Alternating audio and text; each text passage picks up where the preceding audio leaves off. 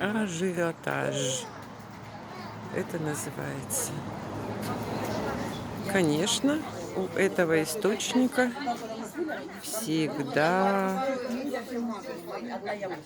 отдыхающие туристы с удовольствием пьют нарзан. Ой, как я люблю этот бювет. Просто прелесть. Очень вкусный. Смотрите, как красиво.